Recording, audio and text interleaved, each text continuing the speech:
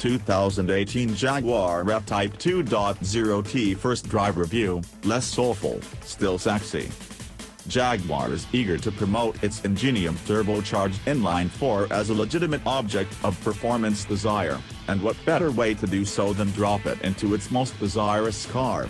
The 2018 Jaguar F-Type Coupe to this point has featured 6 and 8-cylinder engines, all supercharged, but this is the first time that the other type of forced induction has made its way onto the F-Type's long, sculpted hood. The new pairing looks pretty good on paper. The 2.0-liter engine's 295 pound-feet of torque is available from 1,500 to 4,500 RPM.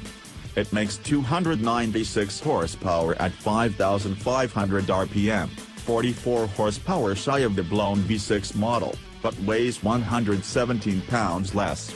That's enough to motivate the 3,360-pound F-Type to 60 miles per hour in the mid-5-second range, only 0.3 seconds behind said V6. The 2.0-liter is also a lot cheaper, $8,100 less than a bare-bones V6. That'll probably make the decision for a lot of folks, dropping the base F-Type into a whole nother class of sporty two-seaters. I'll posit, however, that the F-Type isn't the raw numbers car. It's a passionate thing that appeals to an emotional part of our brain. Just look at it. The coupe we tested, in Fuji white, was fresh as a mountain stream despite the platform's age. The sheet metal is, quite simply, most of the appeal. Even the base wheels, 18-inch, 10-spoke alloys, look phenomenal. And since the F-Type 2.0 is sexy, undeniably quick enough to back up its sporting looks, and a significant price savings over a V6, it's almost a killer app. If only the little Ingenium Turbo 4 was as passionate as the F-Type itself. It's a workaday unit, coarse and gruff. After all, it sees duty in just about everything else Jaguar Land Rover makes, from the lowly Discovery Sport to the big XJ. Its clattery 4-cylinder noises and thrashiness don't jibe with the premium sports touring vibe the rest of the car exudes. We've gotten used to, if not come to universally love, 4-cylinder pony cars like the Mustang and Camaro, but the divergence in character between car and power plant here is vast. It is the job, sure, but you enjoy the F-Type in spite of its engine, rather than because of it. Low-speed tractability issues don't help things any, whether the engine's charms are important to you or not.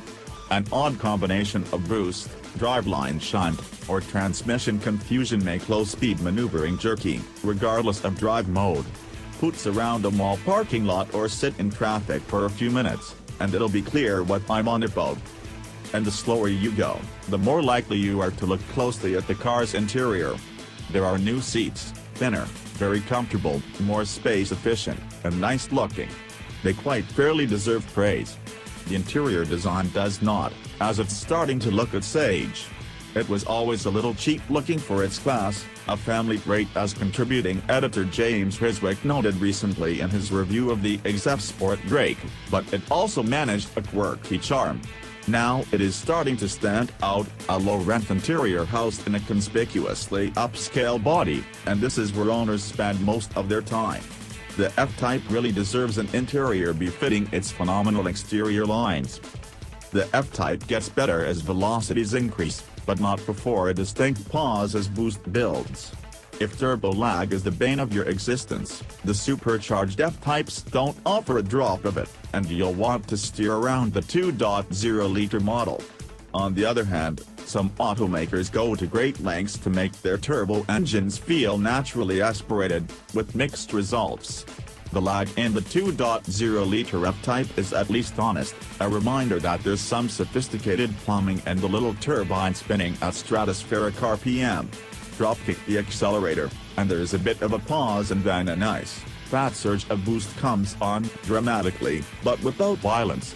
The turbine whoosh and whistle is one of the more pleasing aspects to the powertrain, as is the restrained cough that comes through the large single exhaust tip on liftoff in some situations. If you're outside the car, the exhaust growls, but from inside, the soundtrack is anonymous, generically sporty, but overall too subdued.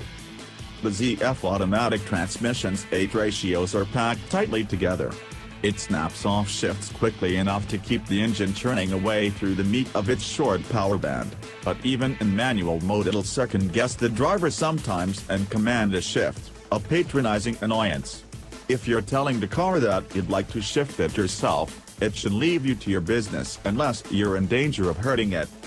Keep the tach north of 4,000 revolutions per minute, and the engine's rough edges matter less as you start to enjoy the handling more. The lighter 2.0-liter coupe feels pointier than the last V6 model I drove, and the steering feel is excellent. Get into a rhythm in a windy section of road, and the F-Type's handling is engaging enough to let the engine recede into the background. To repeat an earlier point, you're enjoying the F-Type despite the engine, rather than because of it. I'm of two minds about the Ingenium suitability for the F-Type. As an enthusiast with all the particular notions about how sports cars should comport themselves, I don't love this F-Type like I love its brawnier, snarlier siblings. Jaguar built its reputation on powerful, lusty-sounding inline-sixes, the beating hearts of the company's successful, and classically beautiful, road and race machines. Without going retro, the F-Type is the modern embodiment of Jaguar's spirit. And while the Ingenium does the job, it doesn't have soul.